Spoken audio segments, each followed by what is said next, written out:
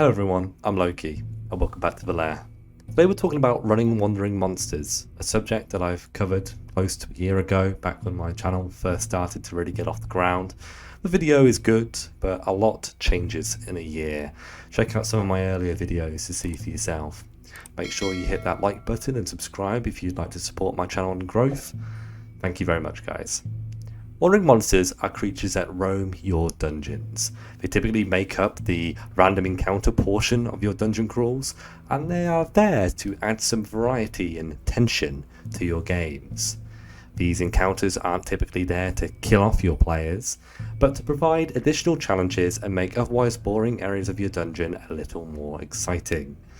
I like to use wandering monsters to create suspense and push the party forward. In a necromancer's lair, I can use grunt enemies like skeletons and zombies, or more powerful opponents like ghouls, ghasts, and wraiths. I've always liked the idea of having one of the wandering monsters be a lone but powerful creature like a bone claw.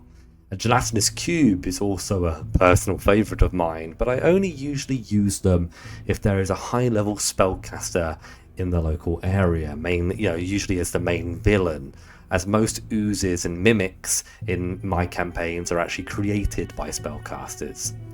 It's worth considering the types of wandering monsters you want to use and why they are roaming the many halls of your dungeon. Are they not accepted by any of the factions in your dungeon? Are they patrolling a nearby point of interest? Are they searching for food? You don't need to always consider this, but I think a bit of narrative drive doesn't really hurt anyone and actually adds a lot of substance and value to your game. The big thing about wandering monsters is that whilst yes, it will usually lead to a combat encounter, it shouldn't always have to. Reaction charts are so useful and necessary to create variety to an adventure, and it allows your players to think more creatively when dealing with a monster or monsters, rather than brute forcing the situation and charging in to slay them. This is especially important with more gritty systems, where death is more on the table, more frequent if you are not being careful nor considerate. Here is an example of the random encounters chart from Shadowdark, which I've been playing on and off now since it was released. This chart is incredibly good, and it can be used for any campaign. Distance can introduce a new level of threat to the group and create these jump scare encounters where the party have to react quickly. Activity creates some variety in how these scenarios are introduced, and what the creature's focus will be at the start of the encounter. The reaction dictates their behaviour towards the party and whether they'll be willing to negotiate, and the frequency timer is one that I personally actually really enjoy, but I do think it really does depend on what system you're using. Although saying that, I do use it for my 5th edition campaigns, but that's only when the party are in a dangerous dungeon. When my party's on the road, I have one random encounter check per hour of travel, as I'm running my campaigns in provincial scale 1 mile hexes, and the locations of interest aren't really that far from one another, so it only takes a couple of hours for players to really travel from point A to point B usually. It works also because I use crawling rounds in my game, despite the fact that that idea kind of being rooted in the OSR, I think. If you aren't using crawling rounds in your games, I'd recommend rolling a d6 for a random encounter every 15 minutes or so of session time, resulting in an encounter if it lands on a 1, right? It would be foolish to talk so much about random encounters without sharing with you the way in order to create such charts. In my opinion, there are 2 main ways that you can design your charts. You can either do the linear way, where it's a d6 or a d8 with several monster types and encounter options, or you can multi-layer it and make the dice needed a 2d6. This way creates a bell curve. That means dice rolls are more likely to be certain encounters in the middle of the chart, as it's closer to the average. I do like this way a lot more, as certain random encounters are more likely to occur if they're in the middle of the chart, as you can see from this random encounter chart from an abandoned mine that goblins have taken over. As you can see, I include a formula in how I craft random encounters, rather than pre-designing how many of each monster will be involved in the encounter. This is because I like some level of variety and uncertainty when running these sorts of encounters, and there's nothing more exciting and distressing than the party having to face off against, I don't know, 8, 10, 12 goblins. Big thing that is important when running random wandering monsters, like any NPC or creature, is that they should know when they have been beaten. Even the most primitive of creatures have self-preservation, so I tend to not have creatures stick around too long if they realise they're going to die, unless the party are efficient and roll well on their dice. This creates a sense of realism and urgency for the players, where they have to deal with the threat quickly before it retreats into the shadows to attack again potentially in the future. Obviously, some of your players might not be psyched about the idea of not being able to finish monsters all the time, but I hate having monsters fight to the death unless they are backed into a corner or they really believe that they can win. It's really up to us as Dungeon Masters to make that distinction ourselves, I think.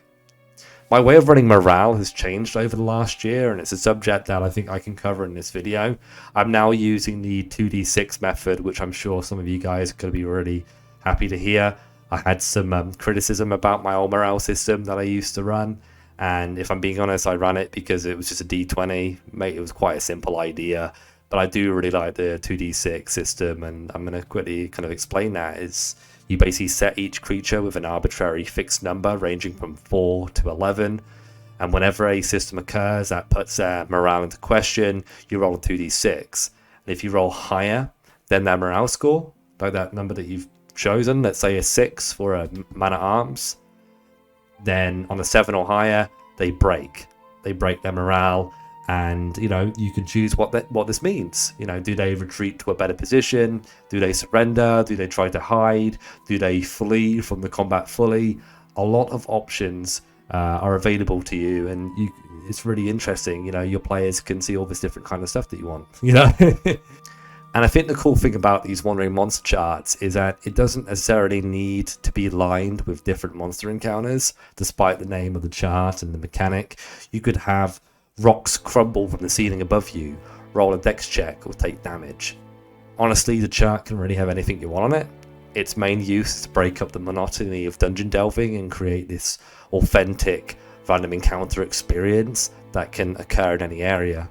If you're running like Shadowdark, like I do a lot, then obviously like torches are very valuable. It's a valuable resource. So you could have like a 6 on the d6 for your actual wandering monster chart be a torch has 3 in 6 chance of being snuffed or something like that. I don't know. Yeah, you can really attack the light, which is something that they talk about a lot in Shadowdark. I don't think wandering monster charts should be used to create set-piece encounters, but you can definitely do it if you want to.